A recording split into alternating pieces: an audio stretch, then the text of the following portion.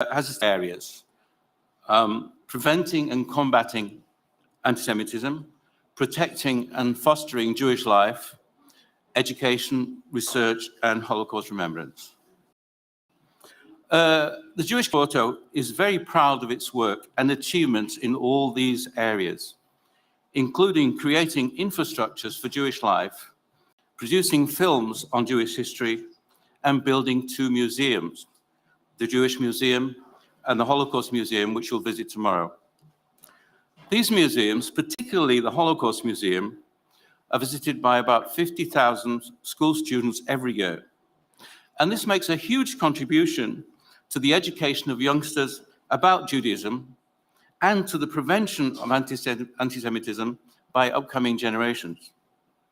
From these visits, we have sadly learnt that the age-old material view of Jews exists. And I should mention that with the growth of the Jewish community in Porto and Portugal over the last few years, unfortunately, anti-Semitism, which practically exists, is on the rise. But it's perhaps because of this notion, this age-old notion of the rich Jew, that governments often see the need to protect other minorities, but somehow forget the Jews. On this matter, I strongly recommend you read the book Jews Don't Count by David Badial. In the middle of all this, what has the Portuguese state's contribution been to our efforts, the efforts of the Jewish community of Porto? So far, absolutely nothing. The Jewish Museum, completed in 2019, never opened to the general public. The authority, incredibly, failed to recognize the need for policing a Jewish museum, policing that the community would have paid for. It's time for Portugal to avail itself of the funds that the EU is now making available, and at the very least support the cost of policing our museums, which provide a crucial free educational service. The community welcomes the recent appointment of Professor Pedro Bacelar Vasconcelos as Portugal's national coordinator for the EU strategy, whom I was hoping would be here to listen to my words, but apparently is not with us at the moment, and wishes him every success in ensuring the implementation of measures in all 3 areas. In particular, we hope that he will ensure the resolution of the issue I just mentioned and the adoption of measures to protect and foster Jewish life, which thankfully is once again thriving in this beautiful city of Oporto. Thank you.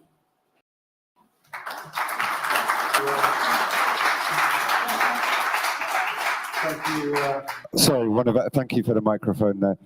You were just talking about the EU, Dr. Michael Rothwell. I know, if I may, Maximilian Marco Katz, you had some thoughts on the EU yourself. Is there anything, would you like to come up and say a couple of words, and perhaps you would have something to respond to that? Thank you, Marco. The microphone is just right in front. There you go.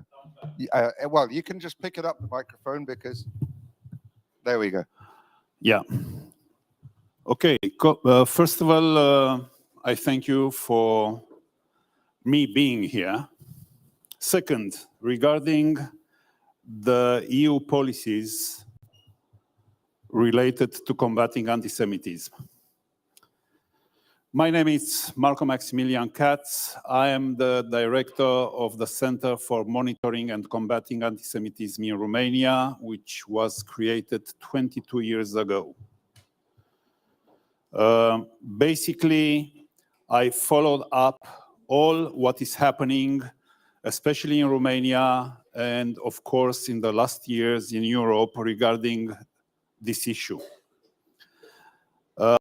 As part of my activity, I participate at many conferences organized by the EU Commission on the matter. I am part of the committee that implements the national strategy put together in Romania for combating anti-Semitism. And also I was part of the group of people that initiated the creation of the national strategy. I will start by telling you something that happened in the last meeting in Brussels, last meeting of the EU Commission, where at a workshop, a young lady from Serbia representing organization of the Roma community asked very simple and to the point, should we give special attention to the anti-Semitism? Why should we speak about anti-Semitism all the time? These were the two questions that they were put exactly as I'm telling you. Of course, that I was quite surprised, and my answer was a 40 minutes lecture about why, and about Holocaust and so on, things that basically the young lady knew as well. But that issue brought to my attention a trend that is lately developing more and more, and I paid attention also in Romania during the meetings of the committee for implementing the national strategy, and that is I don't know if it's a plan, but there is a trend to mix the anti-Semitism with other forms of hate or other issues. In the last meeting in Brussels, there were various representatives of organizations dealing with LGBT issues, dealing with BLM issues, and they were all brought up in these workshops that we had. I don't know how many people paid attention to this fact, but I felt that somehow the anti-Semitism that was the main subject of this meeting got a little bit pushed away. I raised a question about it. And the moment that I raised a question about it, I did not get an answer, but I got a kind of running away from the subject or around the tail. And that's why I wanted to bring this issue to your attention, because we see the Roma organizations which we work together, and the Roma organization learned from the Jewish organizations how to deal with the issue of the Holocaust. At one meeting in Romania, I was asked by a Roma activist, how come that you, the Jews, brought the whole issue of the Holocaust to the attention of the world, and we did? And that it's a valid question. But since that question, they learned how to do it.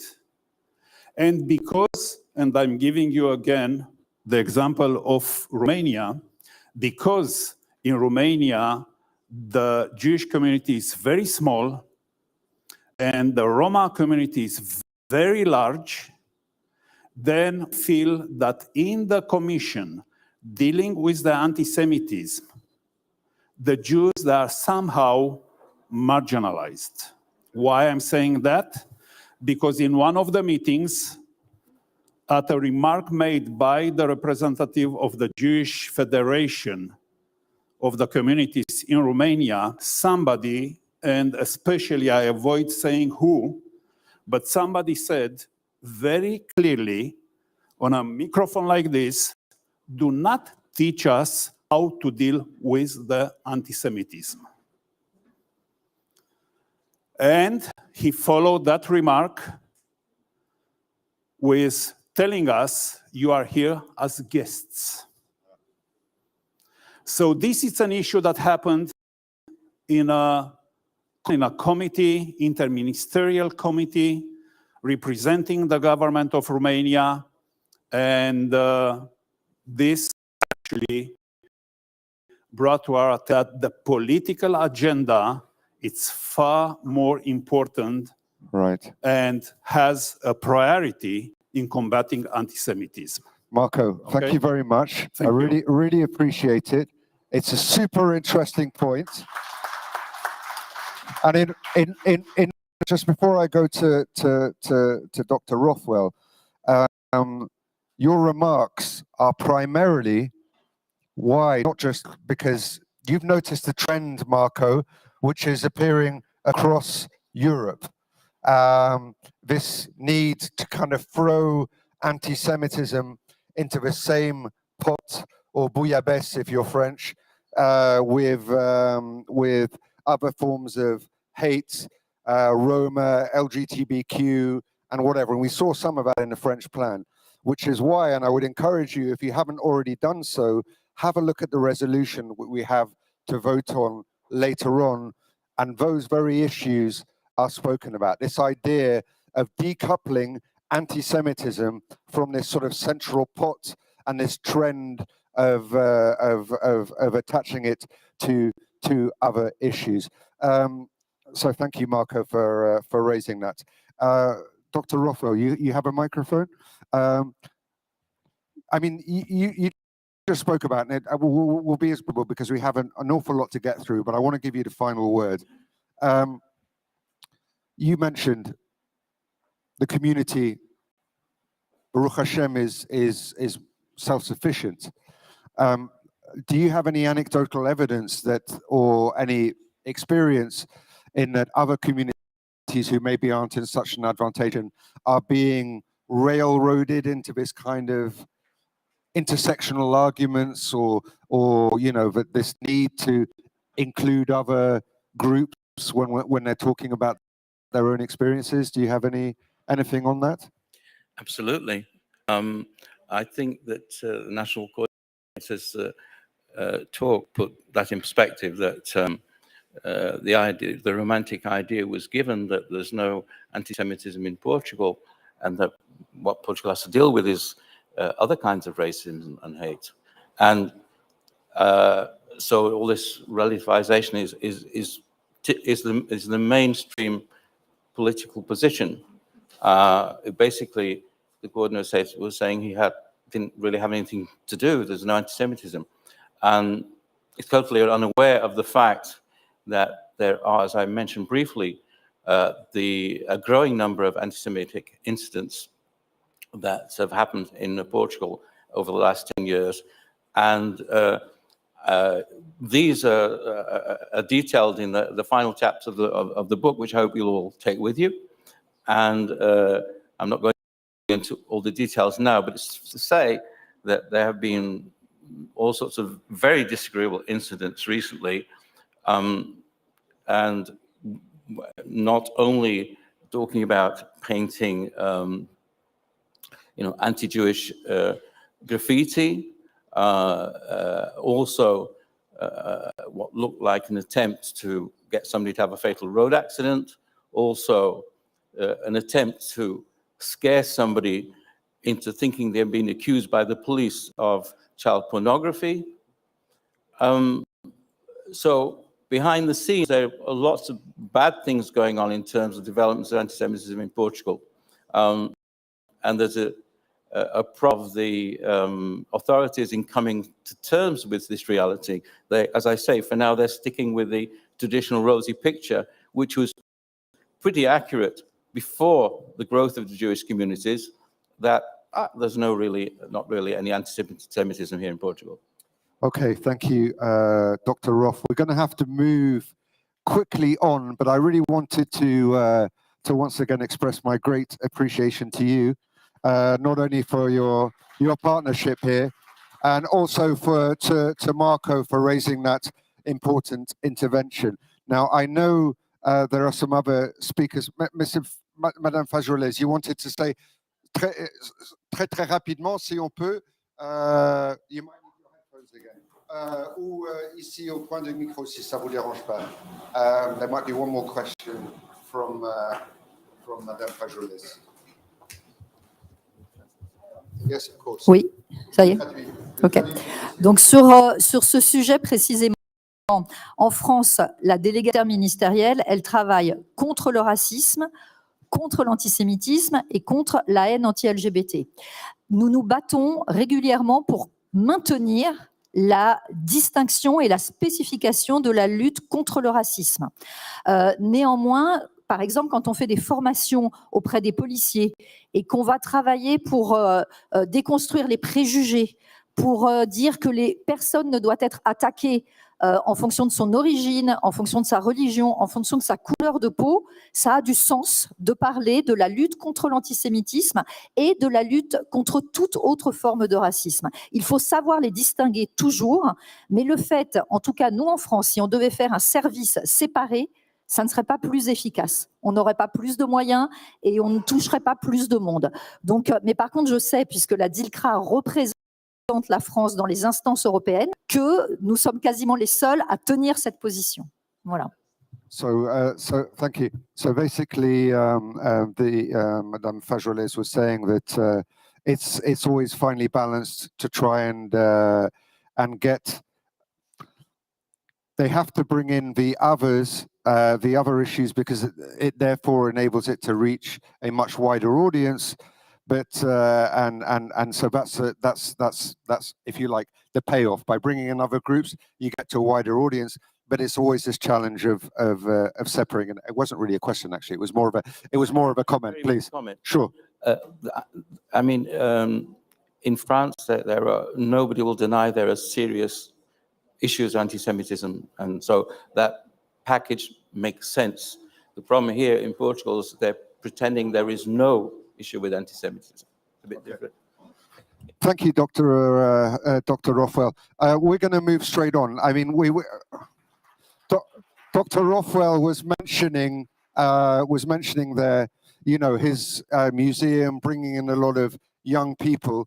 So it seems nice to segue straight from that back to France, indeed, and we have a presentation on that very issue of youth attitudes towards Jews in France. It gives me great pleasure to call up and present to you both Mr. Kevin Cohen, who's the president of UEGF, which is the French Jewish Students Federation at Sciences Po in Paris, and Monsieur Ruben Thiard, who is the national secretary of the same organization. They have a presentation for you.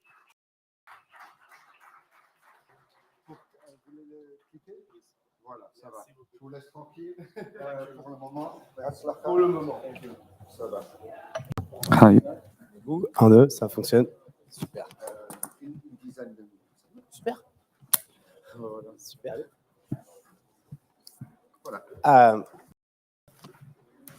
Hello. My name is Kevin Cohen. I am the president of Jewish Student Union in Paris. I'll try to speak English, but I mean, I will switch in French very quickly. Start to be ready to take your headphone. And I am with Ruben Thiard. Hi, hello everybody.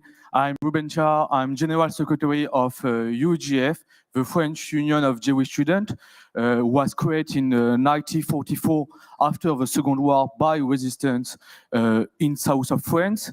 Now, since 40 years, we're working against racism and anti-Semitism in France. We create in 84 SOS Racism, on one of the biggest anti-racism organization in France. Thank you, AGA, to welcome us here and to have the floor to speak. And I just want to thank David Kalfa and Katja from EGA working and welcome us, friends. So, we are here to talk about a survey from the CRIF. So we are not the CRIF, we are UGF. And we'll see the perception of anti-Semitism among students in France. So, thank you, Ruben. He said everything about thanks for you. You heard me? Okay. So, we chose 3 reports to talk about the Jewish the anti-Semitism perception in France. So the first, yes, I switch in French. Ok, bon, excusez-moi. Well, in English. I mean, it's French disease. Ok. L'un des premiers points notables, plus importants dans le rapport, c'est que 15% de la population française, en tout cas des sondés, expliquent qu'ils ont un juif dans l'entourage et c'est très perceptible dans les résultats des préjugés antisémites qu'ils peuvent avoir et des conséquences que ça a dans la vie quotidienne des juifs en France et notamment sur la jeunesse.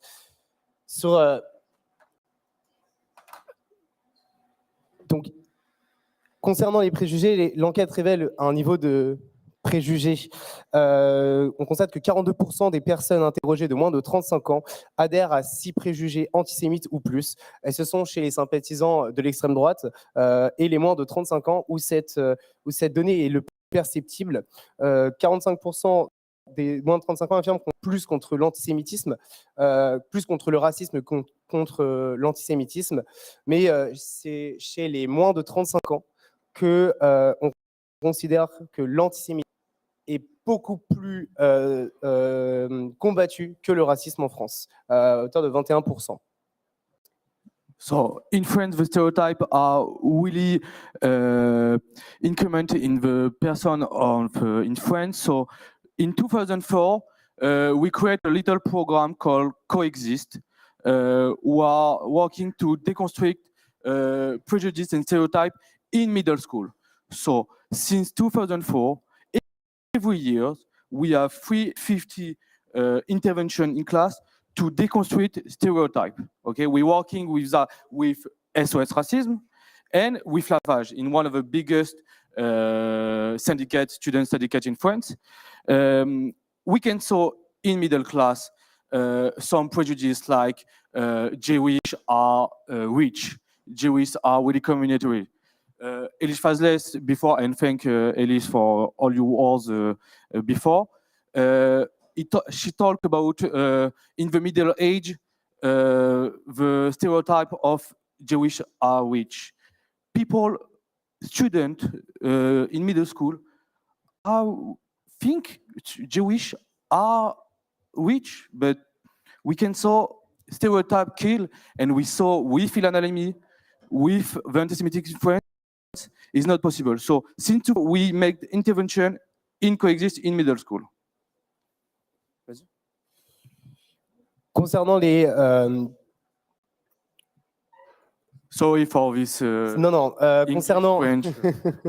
Concernant comment on pourrait lutter efficacement contre l'antisémitisme en France chez les moins de 35 ans, 40% considèrent que c'est par le dialogue interreligieux. Nous, on répond plutôt le dialogue interculturel avec différentes actions au sein de l'UEJF. So, in interface program, we make with different associations, like Jalons pour la paix. It's an association in the banlieue of Paris who are working to create some moments.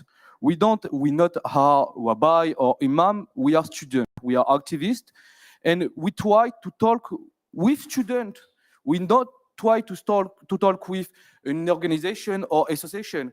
We are in the street, in Paris, organize a Sukkot, we are explaining Sukkot to people who, these guys explain what is a tour to a Jewish community.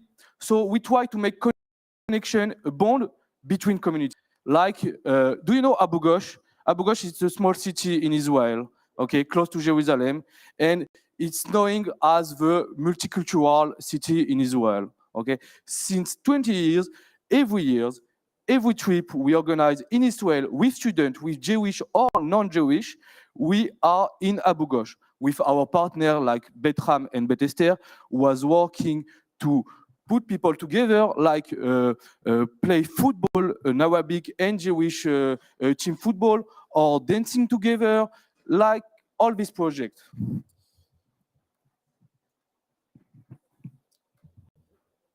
On passe à un rapport qui a été commandé par l'UEJF en septembre dernier avec l'IFOP concernant la perception de la Shoah au sein de la jeunesse française entre 18 ans et 24 ans. Donc, ce qu'on a essayé de montrer ici, c'est l'adhésion à différentes affirmations de la Shoah, ce qui permet de comprendre comment est perçue la question de l'Holocauste au sein des universités françaises. L'un des points les plus importants ici, c'est que 75 on considère que 86% des jeunes de moins de 25 ans déclarent en avoir entendu parler, et que l'école joue un rôle efficace dans les premiers vecteurs d'information. Cependant, 33% des sondés estiment que l'enseignement de la Shoah met de côté l'enseignement d'autres génocides ou d'autres, comment dire, qu'on en parle trop en question à l'école, ce qui est fort problématique. Et cette proportion atteint 30% de ceux qui vivent dans les banlieues populaires en France. Nous, à Sciences Po et au sein des universités françaises, on organise des voyages de la mémoire, qui est un vecteur important d'information. On va chercher les responsables syndicaux politiques en Pologne c'est ce qu'on va faire d'ailleurs dans 2 semaines. On va emmener une délégation avec des jeunes représentants du Parti socialiste, d'Europe Écologie Les Verts, des Républicains, de syndicats étudiants et d'autres associations pour leur montrer concrètement sur le terrain ce qu'a été l'industrialisation de la mort et la Shoah.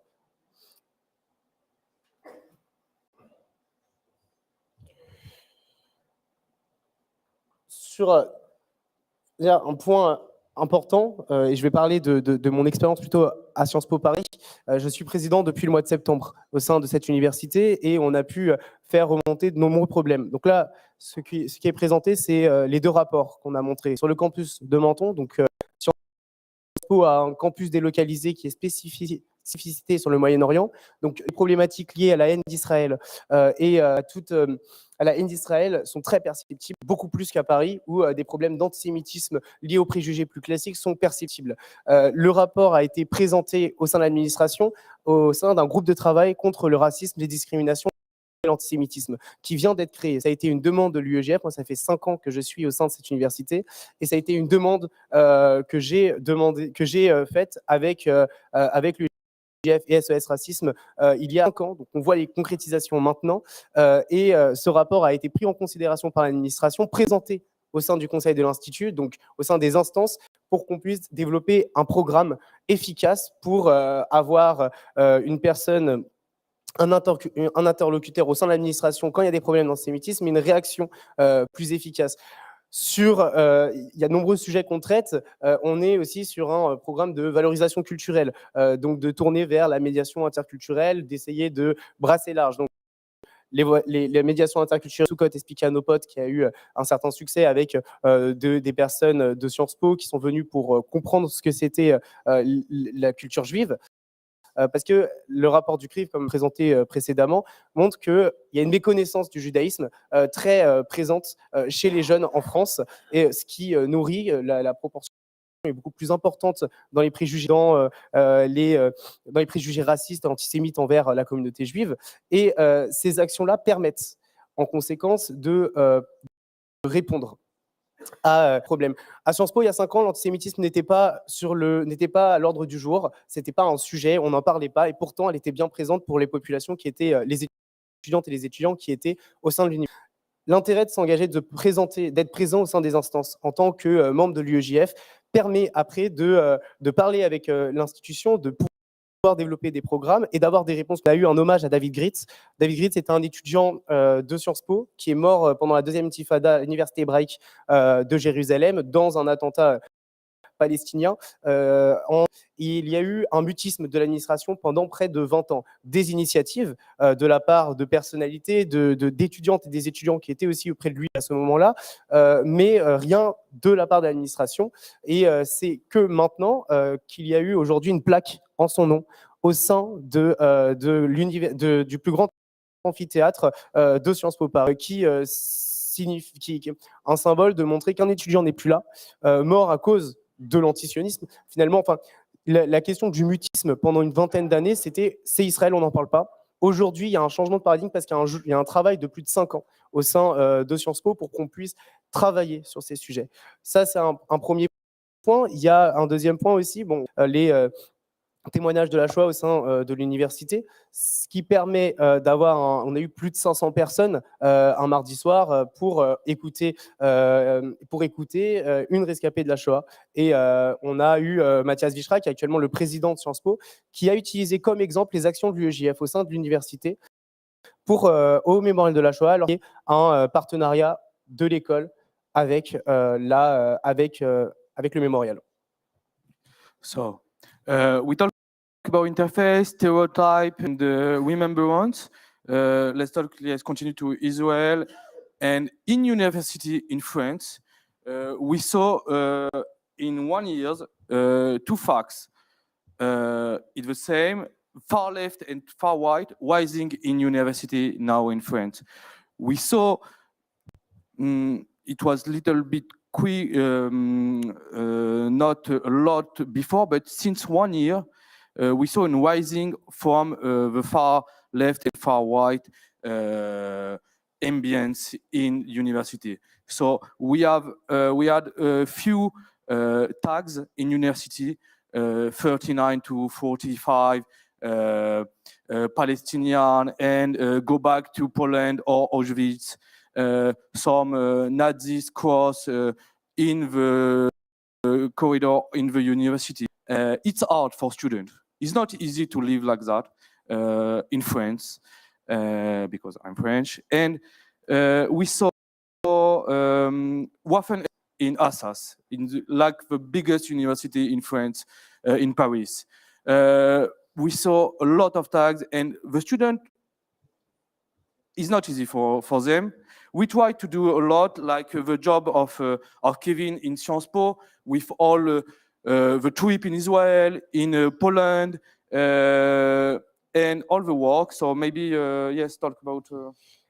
Concernant le conflit israélo-palestinien, la question, l'importation haineuse du conflit israélo-palestinien, il y a 5 ans, c'était vraiment perceptible et c'était très présent au sein de Sciences Po. C'est-à-dire qu'il y a eu un blocus et un drapeau palestinien qui était mis sur la devanture de Sciences Po par les étudiants qui étaient à l'intérieur. C'était il y a 7 ans. Aujourd'hui, la situation est différente et on a des voyages en Israël avec les responsables syndicaux sur le même modèle que le voyage en Pologne. Thank you all. If you have any question after that, let us know.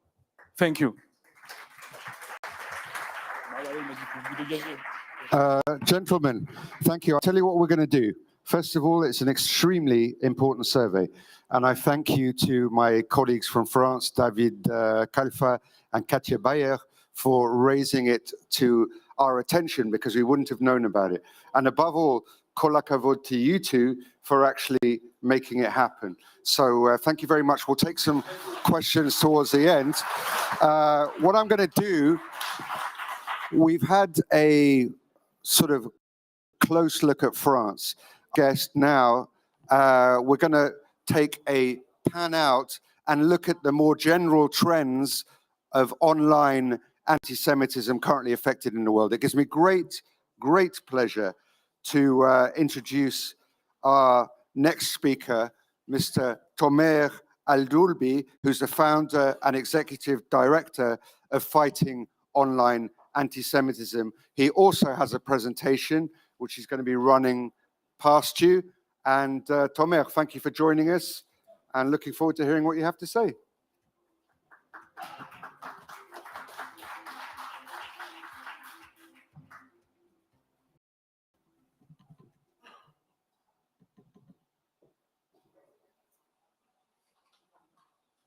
Is it working? Can you hear me? Yes. Hi. Good morning, everyone. Pleasure to be here with you today, and thank you very much for the EGA to invite us to this important conference. Estou muito feliz em ficar aqui, and I'm very proud to be here also because I'm Israeli and also Portuguese. So thank you for the Thank you for the Porto community to help me to be a Portuguese citizen and first time in Porto also. For that reason, my grandfather came from this area in Europe. And my grandmother, she came to Israel after the Holocaust. She's still with us. She's a Holocaust survivor. And this was the inspiration to establish the Israeli NGO fighting online anti-Semitism.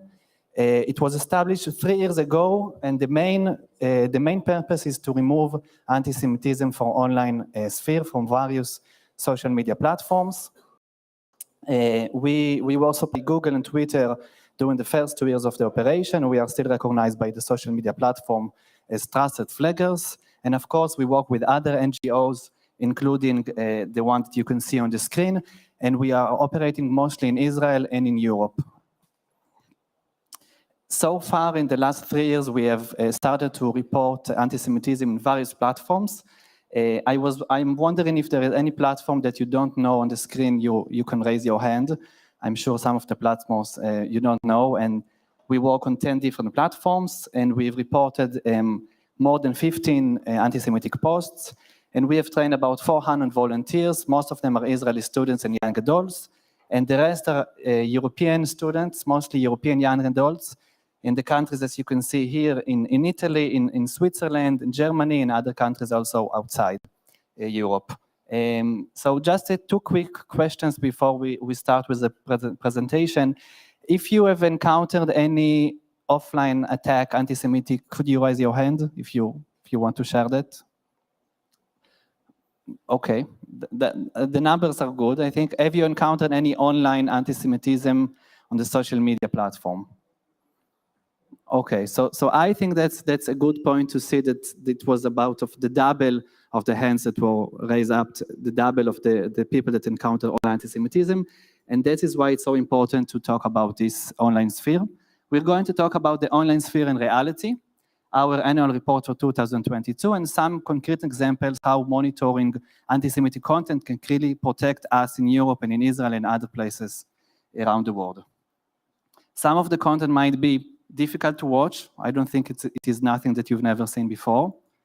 And the main idea of online anti-Semitism in France, in other countries, in Europe, in the States, etc., is that we, the Jews, the Jewish communities, they control everything we can think about. So they control the American presidents, they control the United States, of course. And of course, we are also being charged for the 9/11 attack. Every year in the 9/11, you can see lots of anti-Semitic content going online. The COVID-19 is one of the big events, the rise in anti-Semitism. We still see this rise of anti-Semitism even today. And as you can see on the left side of the screen, we are again in charge of everything that is bad or good in this globe. So besides the COVID-19, that was a very important event for the fight against anti-Semitism, of course, every operation, every military operation, including the one that hopefully was just ended a few days ago, every other military operation, okay, I will wait for the presentation, but every other military operation in Israel, the Guardian of the Walls, especially in others, they also cause a great rise of anti-Semitism online.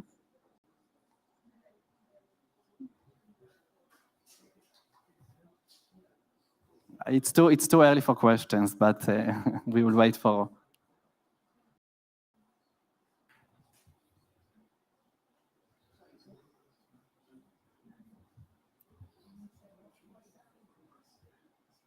Thank you.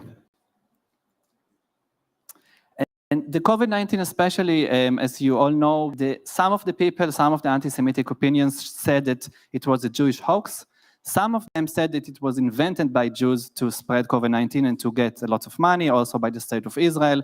The direct link was the CEO of Pfizer, but they found other links to talk about anti-Semitism, the state of Israel, and Judaism. And as you can see, it was also offline, not just online. There were lots of manifestations, and also in New Zealand, by the way, in Israel, a few of them in Europe, in the United States. So when we talk about our findings for 2022, we see an increase of about 180 from 2021 to 2022. And perhaps you can think about the big event that is currently going on in Europe, which is the war. So the war in Ukraine caused another increase of online anti-Semitism.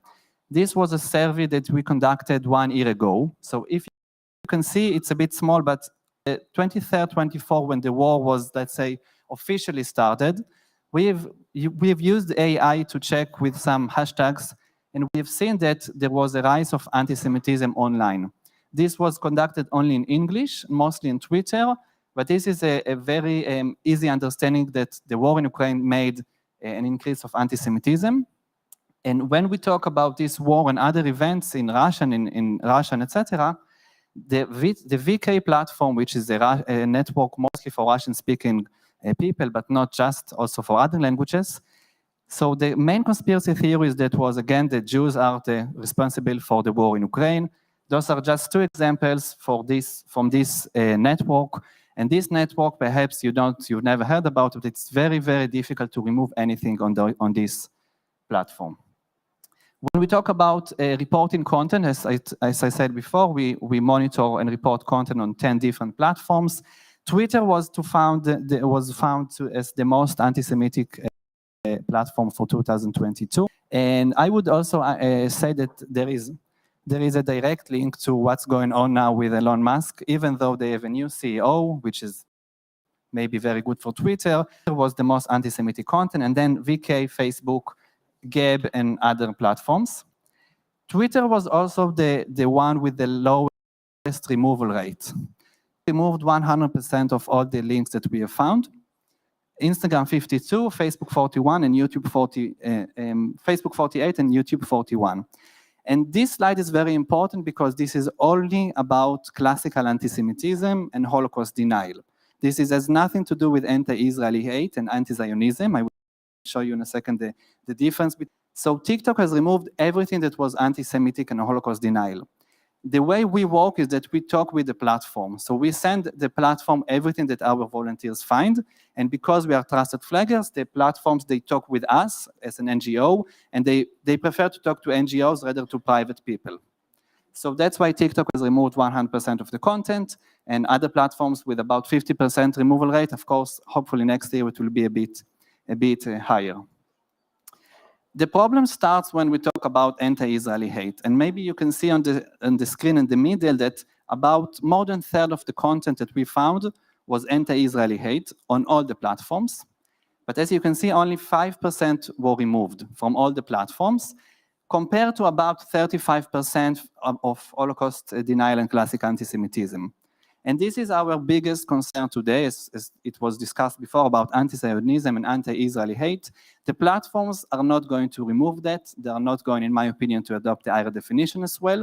They are doing some slight changes toward the proxy of Zionism. We had some discussions about Zionism with some of the platforms. But currently, they will say that this kind of hate against Israel is not hate speech. So they will not remove the content. That's why we can educate people to stop promoting this content online. So those examples are some of the examples that we succeeded to remove from Facebook, Instagram, and in other platforms. So this is related to classical anti-Semitism, conspiracy theories.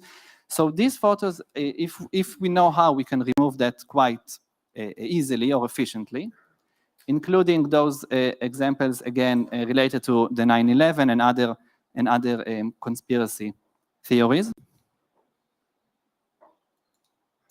And everything that is related to the Holocaust denial. And it's very important to know that the platforms, all the 5 I showed you before, TikTok, Instagram, Twitter, etc., about 2.5 years ago, they implemented Holocaust denial in their policy.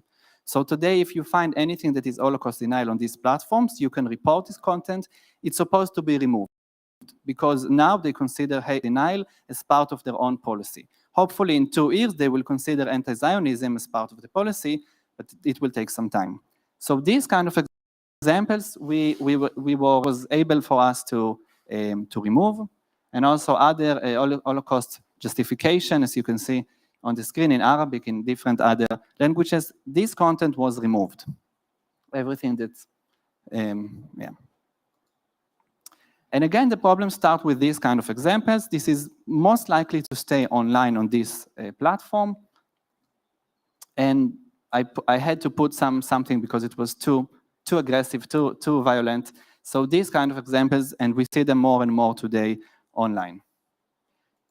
Very, very quickly, how to report content on different platforms. It's a very easy example. First of all, of course, you need to choose the platform that you are going to use. I would recommend use the platform that you are already active, and then all you need to do is search for the content, or if you already found the content, then you can. Searching the content would be quite easy if you know how to search that, or if you have specific topic. And reporting this is just an example from Facebook. I assume that we use Facebook or Twitter, but this is an example of Facebook. So it's very easy to report content. All you need to do is click in 3 points and then find support or report post. And then you should choose the category. So we spoke a lot about LGBT, hate speech, racism, etc. Everything will go under the hate speech policy. They don't have a specific one for anti-Semitism. So the anti-Semitism is not going to be written there or in any other platform. And then we should choose the hate speech policy and another topic, race, for example. And then we should ask them to report a post. Facebook has a bit more, let's say, a longer process. Then you should agree that this goes against the community guidelines of the platform and report the post. You should get a feedback in 24 hours since you reported the post. And this is also online. It's very easy. You can find it also, the different steps. So hashtags, we use keywords to report manually the content.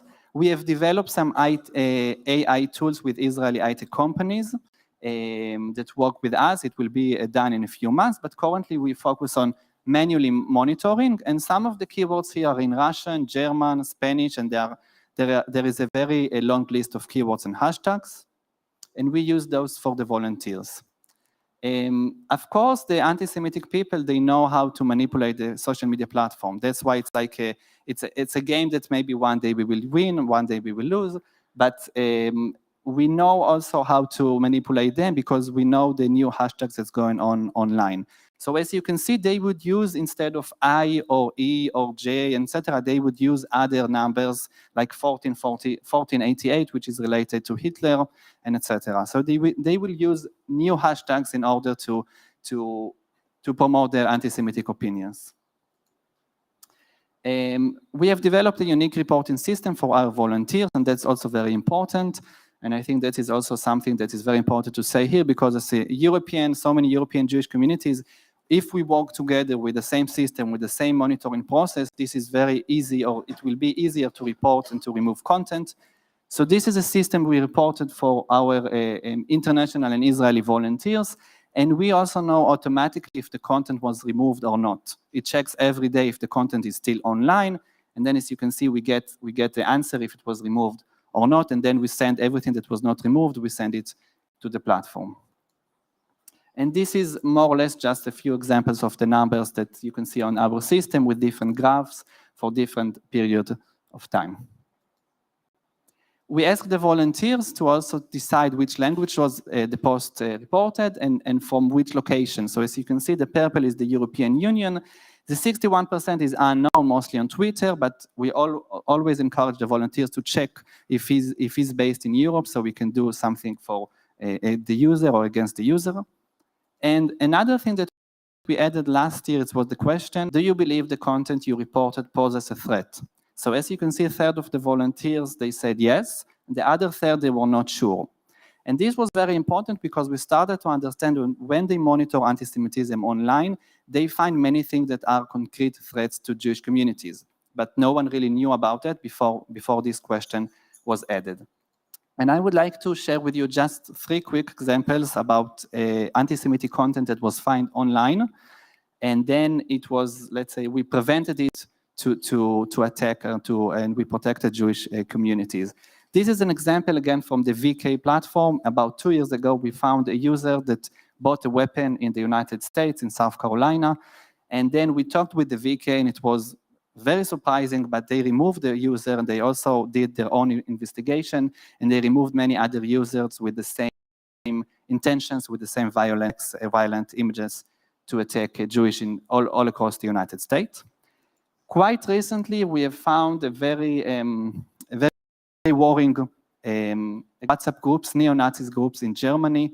This was on WhatsApp, and WhatsApp is owned by Meta, by Facebook. So this was on WhatsApp. This was a few months ago, and currently now we have forwarded this information to the Bavarian State Institute Against Anti-Semitism, because they are based in Germany, in Europe, and there are many things that we can do in order to file a complaint against those people. Another thing, this is just a quick example of the content that was found. We found about 30 groups that were really talking about how they're going to kill Jews all across Germany, with about 700 members.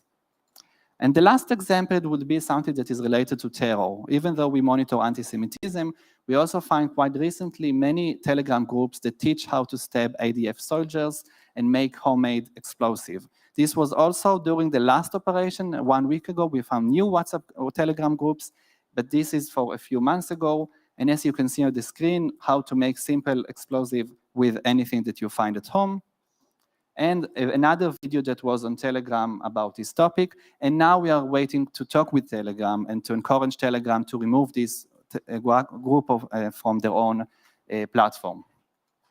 So before we will continue to the questions, to sum up, it is very important for me to say that we can remove anti-Semitism. It is possible to remove online anti-Semitism. We just need to know how. And it is even, let's say, easier or more possible in Europe, because in Europe, as it was said before, the DSA, the Code of Conduct, the higher definition, there are so many things that we can use in order to remove anti-Semitism. Of course, education is the key to preventing these offline and online attacks. And without leaving your homes, this is something you can do. You can report the content if we work together, and you also can to our website online, anything that you find, and please stay in touch and talk with us. Thank you very much.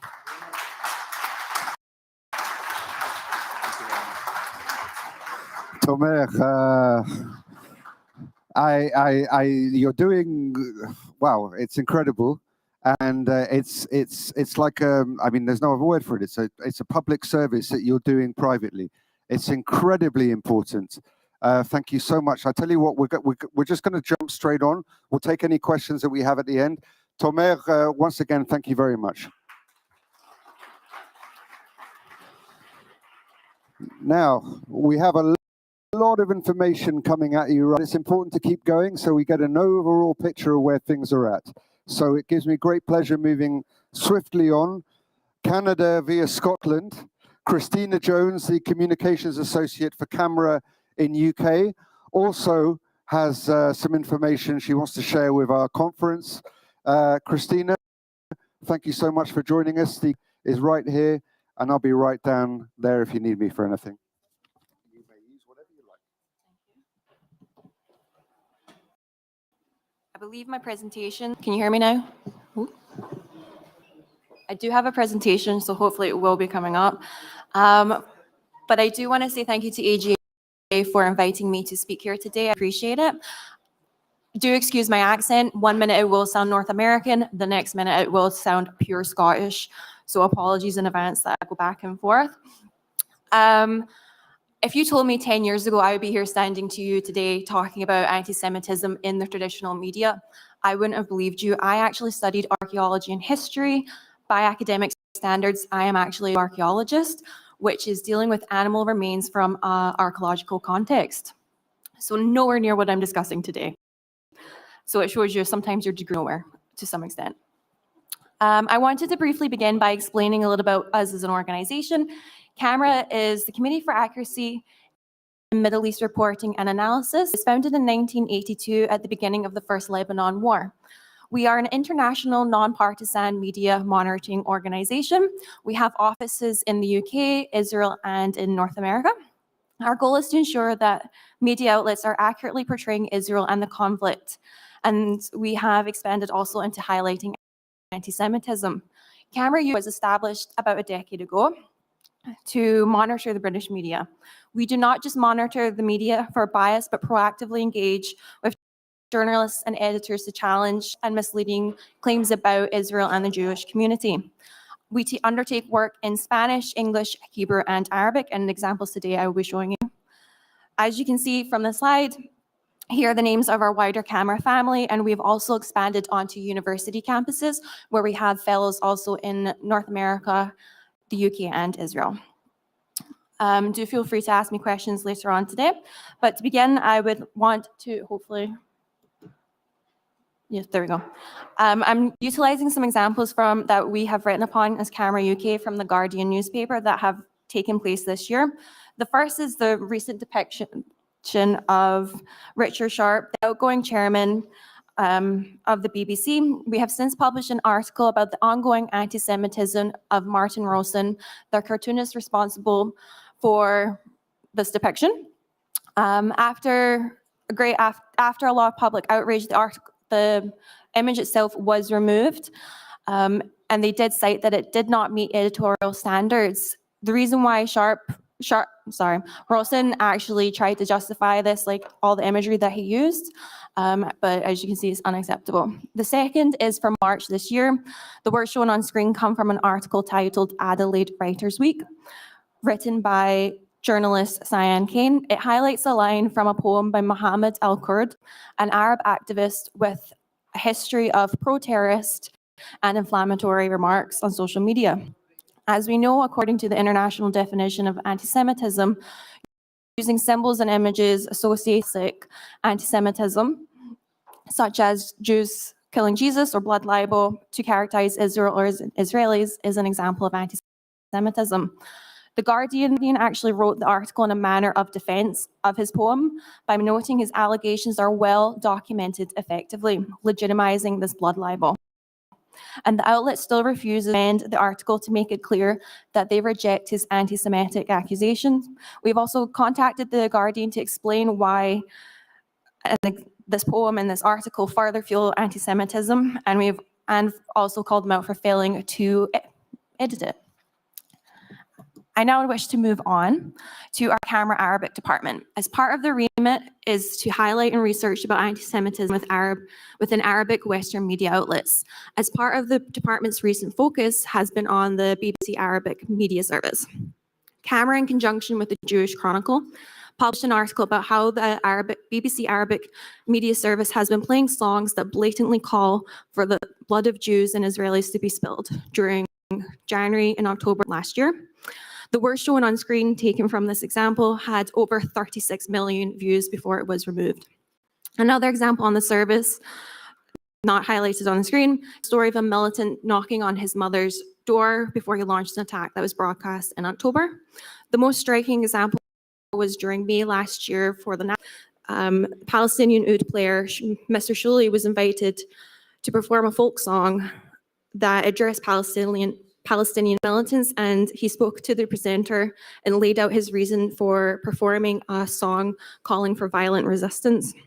After being contacted by the JC, the BBC removed the offending episodes from its social media accounts. However, the corporation to date has not admitted that guidelines were breached. The work that Camera has uncovered in conjunction with the JC on the BBC Arabic language service and its editorial failings has led the way for an announcement that there will be a cross-party, all-parliamentary inquiry this year into the BBC regarding its biased reporting on Israel and continued anti-Semitism. The inquiry was announced the day after Ofcom's ruling that the BBC failed to observe its own editorial guidelines when reporting an anti-Semitic attack in London 2021. I'm just going to show a video further highlights the work of Camera Arabic and its recent expose into highlighting the anti-Semitism of 4 France 24 journalists.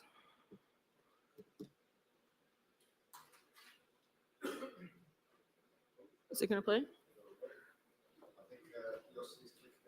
There we go.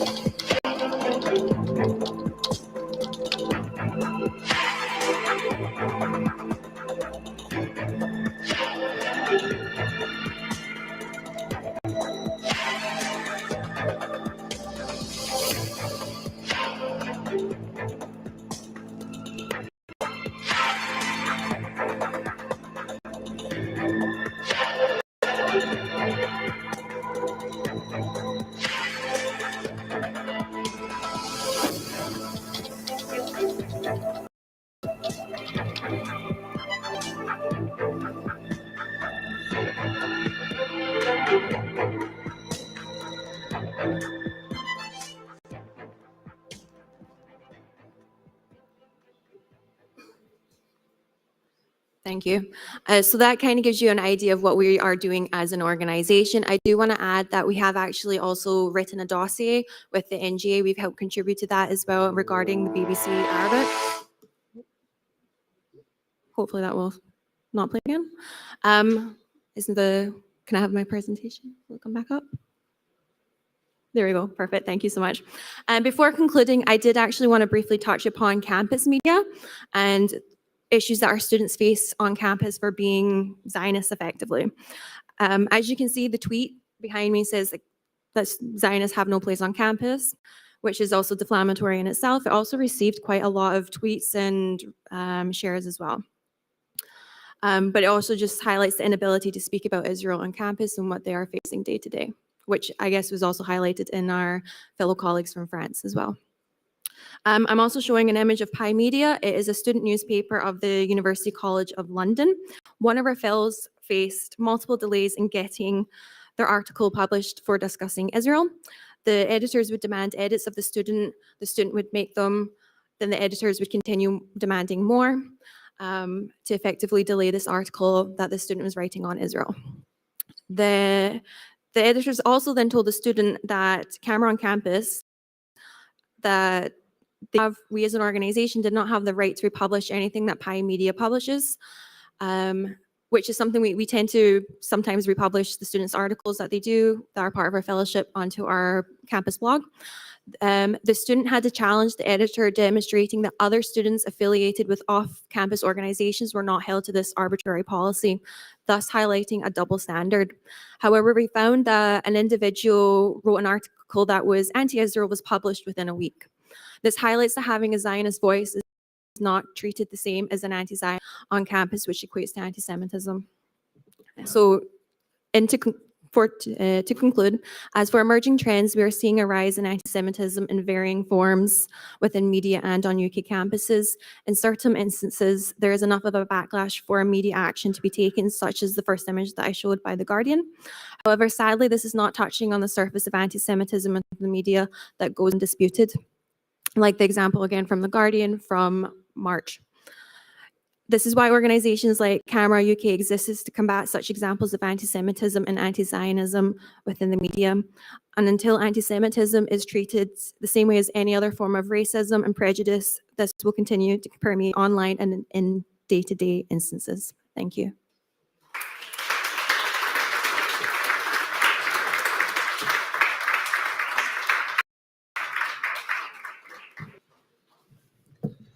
Fantastic stuff, Christina. It's you've got something unique there, you know, monitoring the media. One of what surprises me just before we break for lunch is that why it is that these private organizations, and we'll hear from others, or non-governmental organizations, are having to do this stuff instead of governments, and why governments aren't doing the due diligence. Perhaps this is a question for some of our government representatives here. Ladies and gentlemen, it's been a very, very busy morning. What we're going to do is we're going to move some of the program until we'll take our youth panel now after lunch. It is now coming up to 1:15. The lunch, for those of you not taking in the EGA labs, EGA labs first and foremost is in the Magnolia room in the hotel. For those of you having lunch on the gazebo, staff will guide you up there, and we shall see you in an hour from now to resume the conference. Bon appétit. Thank you very much.